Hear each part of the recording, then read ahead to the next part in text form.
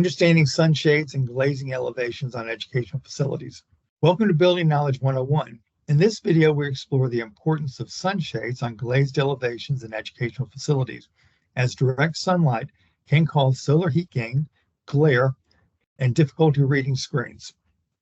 As we expand exterior glazing, another common component that is utilized with this is the addition of sunshades. Direct sunlight can cause solar heat gain, glare on work surfaces, or make seeing screens on the interior difficult. These can be eliminated by adding sunshades to the exterior. This illustration shows direct sunlight entering an elevation and hitting on the floor adjacent to the exterior wall.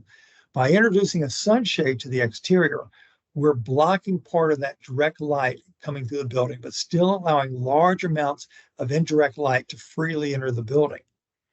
Let's look at some strategies for increasing shading. On a south elevation, the majority of the time the sun is overhead shining down.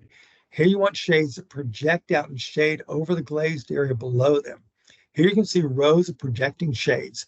Another benefit of this is that you use glass with a higher visible light transmission. Here's another example of horizontal application, horizontal shades. The neat design here is it's alternating between shades and extended covers on the curtain wall. Also note that the shades extend past the jambs of the glazed elevations onto the fixed surface adjacent to it. This allows shading to be utilized in the morning and the afternoons when sun is coming at a steeper angle. Here another example of nice projected shades on the front of the building. So I mentioned earlier, some elevations are going to be exposed to more morning or afternoon sun. They'll be coming in at an angle. On these, you might want to include vertical shades and horizontal shades to block sun when it's both high in the sky and in the mornings and afternoons. In these two examples, you can see a nice strategy that combines both vertical and horizontal sunshades to shade the elevation throughout the day.